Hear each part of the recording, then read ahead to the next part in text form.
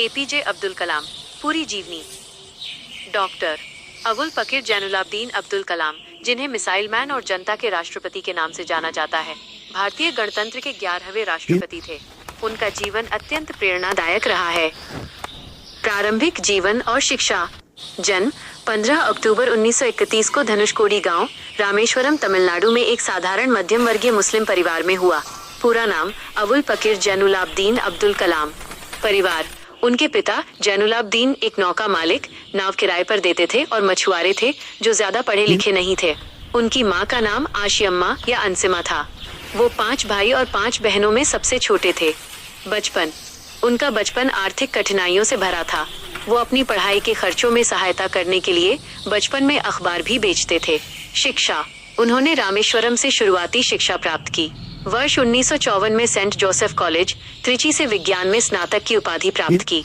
वर्ष 1957 में Madras institute of technology (MIT) से वैमानिकी इंजीनियरिंग, एरोस्पेस इंजीनियरिंग में विशेषज्ञता हासिल की।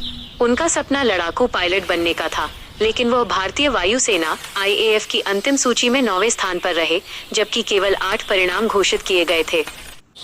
वैज्ञानिक और इंजीनियर के रूप में करियर।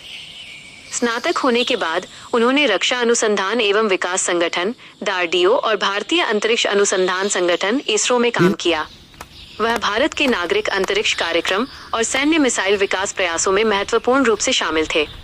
उन्हें भारत के मिसाइल कार्यक्रम का जनक कहा जाता है। उन्होंने अग्नि और पृथ्वी जैसी बैलिस्टिक मिसाइलों के सफल विकास में महत्वपूर्ण भूमिका निभाई, जिससे राष्ट्र की सुरक्षा को मजबूती मिली। वर्ष 1980 में उनके द्वारा रोहिणी उपग्रह को पृथ्वी की कक्षा के निकट स्थापित किया गया, जिससे भारत अंतर्राष्ट्रीय अंतरिक्ष क्लब का सदस्य बन गया। उन्होंने रक्षा मंत्री के वैज्ञानिक सलाहकार के रूप में भी कार्य किया। राष्ट्रपति पद। उन्होंने वर्ष 2002 में भारत के 11वें राष्ट्रपति के रूप में शपथ ली और 25 जुलाई 2007 तक इस पद पर बने रहे। उन्हें पीपल्स प्रेसिडेंट, जनता के राष्ट्रपति के तौर पर जाना गया। लेखन और बाद का जीवन। राष्ट्रपति कार्यकाल समाप्त होने के बाद उन्होंने भारतीय प्रबंधन संस्थान (IIM) अहमदाबाद और शिलांग सहित कई संस्थानों में व्याख्यानदाता के रूप में कार्य किया। वह बच्चों और युवाओं के बीच अत्यधिक लोकप्रिय थे। उन्होंने कई प्रेरणास्पद पुस्तकों की रचना की, जिनमें प्रमुख हैं wings of fire, ignited minds, my journey, India 2020, A Vision for the New Millennium, India 2020, A Vision for the New Millennium। पुरस्कार और सम्मान। उन्हें भारत रत्न, भारत का सर्वोच्च नागरिक सम्मान सहित कई प्रतिष्ठित पुरस्कारों से सम्मानित किया गया था। उन्हें 40 से अधिक विश्वविद्यालयों और संस्थानों से मानद डॉक्टरेट की उपाधियां भी प्राप्त थीं। निधन। डॉक्टर कलाम का निधन 27 जुलाई 2015 को शिलांग में व्याख्यान देते समय हुआ।